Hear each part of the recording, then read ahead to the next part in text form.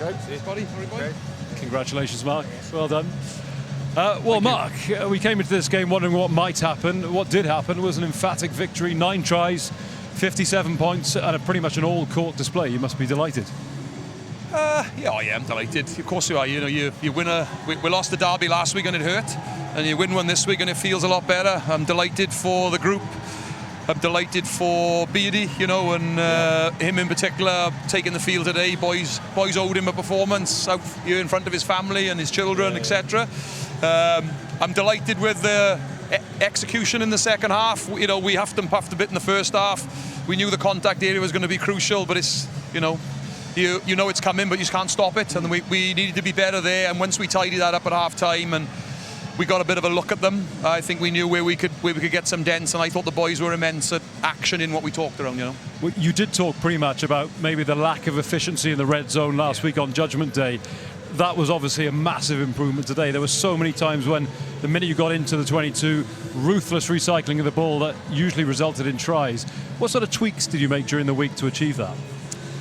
Oh, look, there's not so much tweaks. You shine a light on it, and then you drive it a bit longer in terms of your review, in terms of your preview, your skill drills, your warm-ups. You just try and make it front of mind. That's the first thing. You can't change a lot in a week, couple of sessions. You're not changing a lot, but you need to make people aware of what's critical. And, you know, to be fair to the Dragons, they got hold of us at the first game of the season, and, you know, that team beat us round one, you know, and deservedly so. So we did talk around, well, how much have we grown since then? What have we got better at? What do we need to get better at? And where are we? And I thought we've made some huge strides. So credit to the boys for that. Your face play attack, Mark.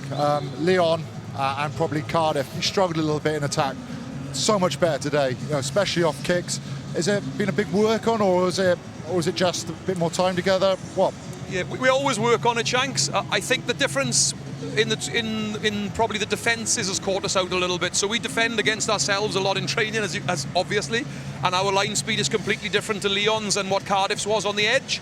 We played deep, we played passive, we played sideways a lot in the last 2 games, and the defence managed us. I thought today we played through more, we engaged the defence more, and oh yeah, you can see a few clips here now around the work of our forwards here now. So they're right in the defence right in the teeth of the defensive line there. They're not able to make read, Shanks, and we're able to sit defenders down and get one-on-ones, and, you know, we put a lot of work into it. And you can see a bit wider as well, not so much off 12. You seem to play a little bit more off Bosch off at 13 as well, just trying to get on the outside of the Dragons a bit more. Yeah, and it does make me smile when I hear people like yourself and the other commentators talking, and we're playing between the 15s.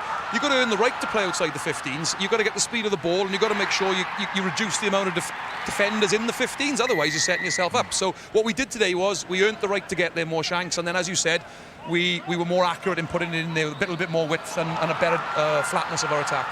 I loved in the week where you said about, like, it's if you can't get into the red zone is the issue, not about getting in there, and you got in there multiple times last week, and that's something which transfers to the players, isn't it? And hearing those messages in terms of your approach work's been really good. You just weren't clinical over the last 2 weeks, that's all. Yeah, thanks, Scott. You've got to be so careful, mate, around like your language, because all right, we've lost the last 2 games, they're the facts, and they've hurt the most because, you know, Judgment Day is a big day for Welsh public and our players and our derby, and you've got a chance to go to a European semi. You don't get those games right, and all of a sudden everyone's just remembering that and measuring you by that. Got to remember the work the boys have done previously, certainly since I've sort of come into this role. Some of the mindset change and the accuracy around the attack has been awesome. We were better on defence today. Our discipline was what led to the tries today predominantly, but we were better defensively today, got more time in tackle, stayed in front of the attackers more. Like, we looked a lot more comfortable than we did last week in the red zone, for example, defending. As a winger, how impressed were you with someone like Daniel Kasende today, who was awesome in the air? Mate, he's got about the same skill set as I had, Shanks. He could run fast, and he chases after the ball pretty quickly, and he's got a load more on top. That's the difference, you know. So I got a huge amount of admiration for him. You know, he's awesome down the middle of the field, regaining those balls, putting pressure on. But his defensive work's relentless in the air. And I got to say, Keelan Giles, his aerial work over the last 18 months since I've been at the club, the way he's grown that part of his game, he looks the real deal. He looks a top-class attacker, and I'll be surprised if he's not around a tour in the summer, because he's right at the top of his game. And it shows the importance, Mark, of the aerial game. I think at least 2 of those 9 tries came from Kasende plucking the ball from the skies. Yeah, look, nobody likes kicking aimlessly in rugby, But when kicking is done well, I think everybody appreciates it. And I thought the nine's accuracy of kicking, the work rate of not just the boys winning it in the air, but if there's a bouncing ball, the next guy there ready to pick the scraps up.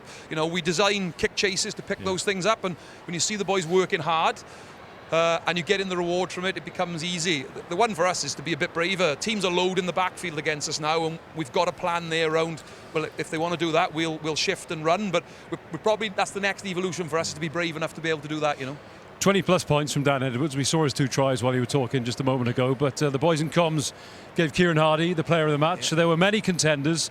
How much of a luxury is it to have him and Ruben Morgan-Williams, who's probably a test class scrum half, not capped yet, but he's right up there too? Yeah, they took top. Well, they're both international level 9s in my opinion. I think the skill set stuff is there for everybody to see, but it's the decision making that becomes crucial. And you can look at him here, his eyes are up at the breakdown here all the time. He's looking all the time at where's the opportunity, where's the easiest route to the gain line. And look, he gets fortunate there in the bounce, but he's fortunate because he picks a great decision. That he gets lucky because of the decision he's made. Did you look to change the kicking strategy in the games? It looked early on as you were kicking long and putting a high press, and then through the game as you were obviously getting a lot of rewards in the contestable kicks. Did you look to shorten it up there? No, I'd love to say that was the plan. I think we always talk around first, second punch. Our first punch is in the air, our second one is on the ground. So we were second punching in the start of the game. We felt if we could get it to a first punch, we probably had good aerial capability. And to save the nines, I'll say we changed it. What's your plan tonight then, since you won? A bit of iPad and country file? I was going to say, the temperature's plumbed 10 degrees and only will be in shirt sleeves at this point. I don't need to come here to get insulted, Shanks. I get plenty of that out in the street. But look, we'll have a good night tonight. We'll enjoy it, and we've got a few days off before we get together at the end of the week, and then we get to go on tour off the back of a win, which is obviously far more positive. But we got a couple of big games coming. Happy for you. Well, thanks, mate. Cheers, Shanks. Just quickly, Mark, before we let you go.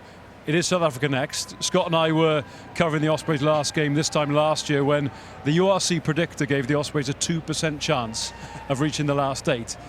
And you did it. So there is a precedent. The odds seem slim.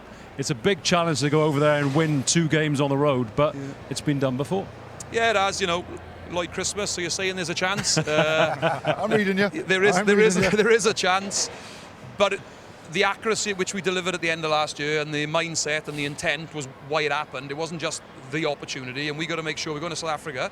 It's a tough place to go, but listen, we want to be in playoffs. You have to go to those places and you have to get results. So it's in our hands, but it's pretty tough ask. And I've got to ask you, one Midwaylian to another.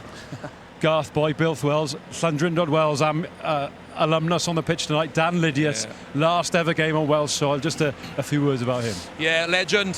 He does live the other side of the Wye River, so it does go down in my estimations a little bit. Is that him behind me there on the tractor? No, it's not. I thought it was him there coming behind me there. But no, look, Dan's been an incredible servant to Welsh rugby. He's been there at the best times of Welsh rugby, played an integral part in it. Everybody knows what he is. He's the scyther. He chops everybody down, and look, he's an incredible bloke off the field as well, and he's got his new egg company now, which I'm supporting really well. So number 6 eggs. So get out there, keep him off the street. He's going down in salary now, so we need to look after him. He makes his own biltong as well, which is very tasty by all accounts. Yeah, he's a good man. Mark, congratulations. Thanks for coming over as always. Thanks. Safe travel to South Africa. Thank you. And we'll see you on the other side. Yeah, thanks, boys. Appreciate it. Top Thanks man. for your time. See you soon.